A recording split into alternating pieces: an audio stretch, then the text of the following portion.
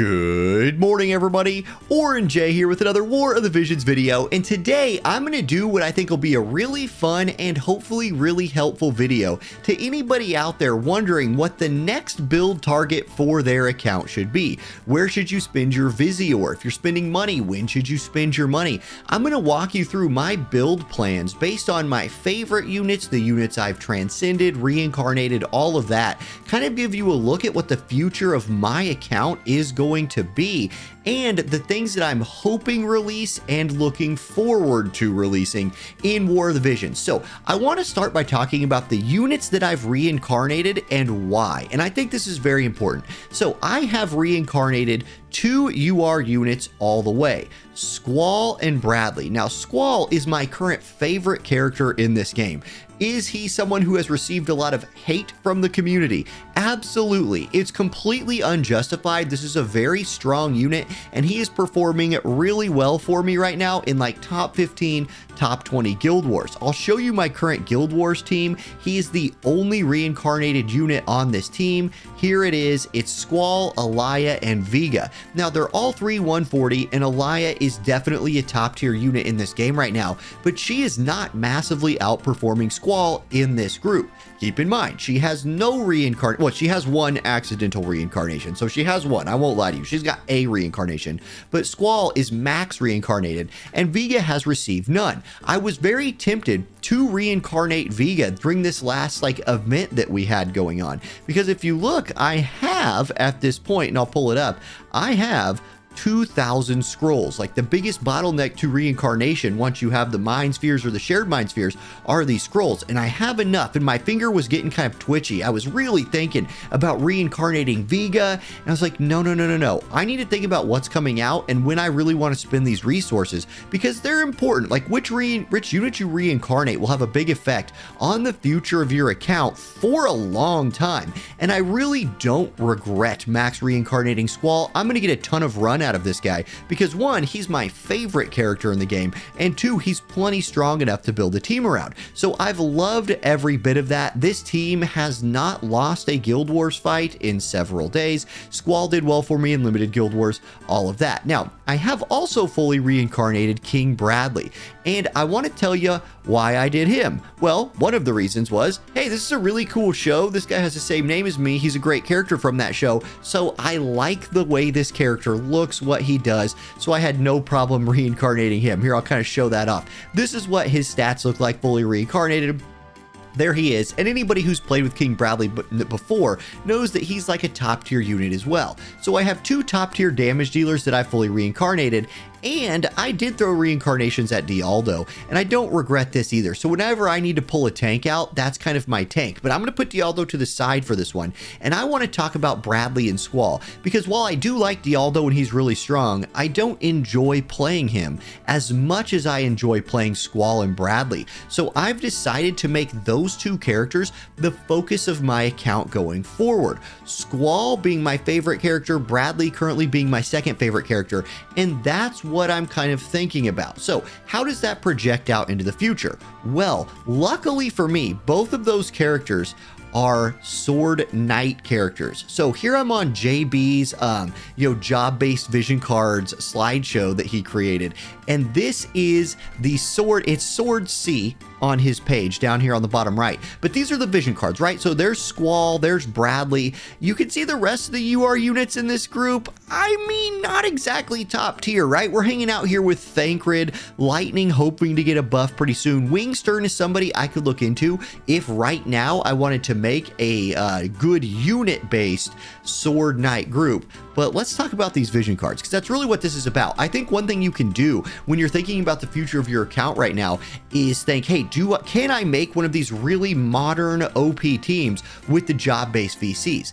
All right, here's the deal with this right here, right? You must have 3 things when you're building a team right now. And if you can get these 3 things on 2 vision cards that are job-based, giving yourself room for a 3rd main vision card that can be whatever you want, I think that's the secret sauce. For Sword Knight, we're getting close. Melnia's card is about to drop for us. It has 2 of the 3, unit attack resist and agility. And then you also just get reaction block rate. So this is a big deal. This is a card I'm definitely going to max. You then need to mix that with AoE resist. But if you look on this, AoE resist is missing, and that is a huge deal, because if there was another Sword Knight card that gave me AoE resist in any other 2 stats, I think a Sword Knight team could really pop off with just 1 more Sword Knight unit. Or maybe if lightning buffs are super good, or maybe they give Thancred a limit break, new sub jobs, level 160, another limit break, and plus 14 agility, and double his attack, and all of those things, then maybe he'll be good. But anyway, this is close. I think these two are a great duo because they play very similarly and that they're hard to kill and do a lot of damage. So if you could get an AoE resist card and then mix in something like critical rate, critical damage, attack percentage, this could be a powerful group someday. It's just not there yet. So my plan for vision cards right now is get this card, max it. I already have this one ready to go. In fact, I have most all of these ready to go. We have a decent one coming in the future right here. And then I'm just waiting. So I'm kind of on pause for this Job Knight group, but then Lightning Element. Let's go look at Lightning Element for a second, because my current Guild Wars team is all about lightning. I'm choosing to play around Squall right now, which has made me a little bit of a one-trick pony in terms of my elements that I'm playing, because I'm just hard forcing it. Now this has been working, and lightning as an element is fairly stacked right now, right? You have Bridal Elia, Vega. I still think Vega is very undervalued. His ability to berserk in an AoE, his mixes of damage between slashing and piercing are really strong. You also have great mages like Skahal. Helena's in here. I can't wait for Ibarra to get like buffed someday. Lightning's buffs are coming. Resnick's a top tier support. You have great tanks like Charlotte, and then my Alphonse is almost done. So currently what I'm doing is playing around lightning, and the future for lightning is bright, because we know at some point, and this will apply more broadly when I'm talking about the way people should kind of think about building their account. The future of lightning is bright because of this man right here. We have new Asterius coming soon-ish, right? Like, we know this dude's on the way. He's a 100 cost unit, which does suck, which means this is probably the next time I spend money on War of the Visions, it's probably for this unit to pair with my Squall and just further kind of open up the top tier of what the lightning element can do for me. Now, this dude does a lot of things really good. This is not a preview video for the new Asterius. What this more is just kind of showing you his kit a little bit and giving you a sense of how powerful he's going to be.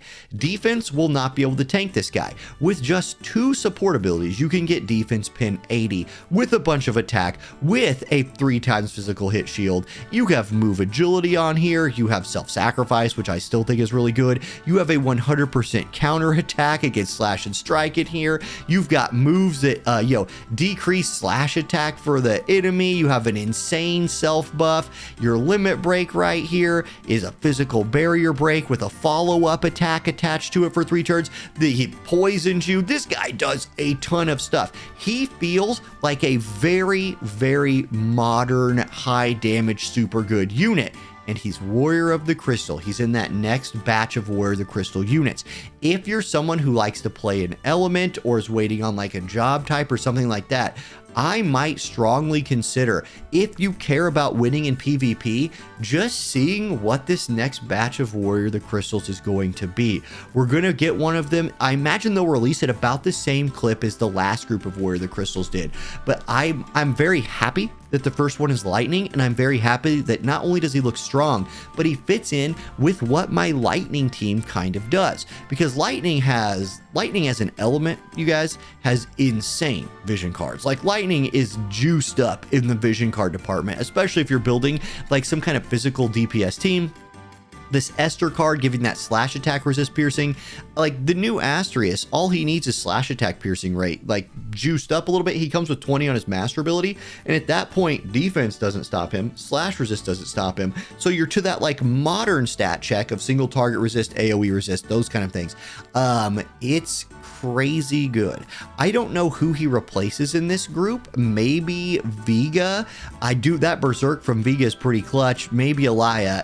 Most people would probably replace Squall, but that's the beauty of War of the Visions, guys. Like, I am playing around Squall. He's my main dude. I love playing him, and I'm able to play him at a high level. I just need to be smart about like what I'm pulling and what I'm building. So this video was kind of just to give you all an idea of how I'm thinking about the game.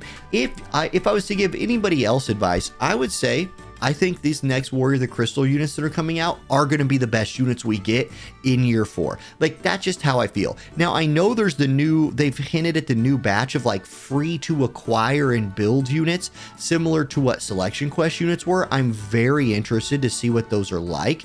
But other than that, I'm focusing in on Sword Knight as the job type vision card that I'm pulling. I'm focusing in on lightning as my main element right now, with earth as kind of my backup element. And I would highly recommend, if you're someone who likes to save for strong things, just keep on looking forward to these Warrior of the Crystal units. I will also, again, I'll try to remember this time, leave a link to JB's tool right here. This slideshow is insanely valuable. It goes through all the different ones. Like, there's another sword type. Here's the first sword type. I mean, sword red mage is just stacked. Here you see ninja blade. You could just go through all of these. He also has it sorted by, like, here's page 1 where you can go through here and click these buttons. There's a whole lot here. I just highly suggest everybody who is interested in building, like, every VC has a page that shows you the units that are on that VC. It's so good. It's such a tool. I use this thing a lot. WoTV Calc and this are my 2 biggest tools that I use in the game. So another opportunity here to shout out JB and this amazing piece of work he's done. But let's say, like, you were wanting to build a staff devout team, because that seems kind of cool, because Soul, Amnelis, and Renan are just your main dudes. And so, well, I mean, dudes and chick. And so you wanted to see what your best cards for that were. Well, here you go. Here's where you can go look that up. So that's how I'm building. I hope this gives a little bit of clarity to how I think about building in this game, and maybe helps you provide some, maybe just provide some thought for you too while you're building. So there we go, guys. That's just a fun video for today. Thank you all for watching. I hope you have a great weekend. It is Friday evening when I'm recording and releasing this. So have a great one, y'all. I'll catch you next time. Peace.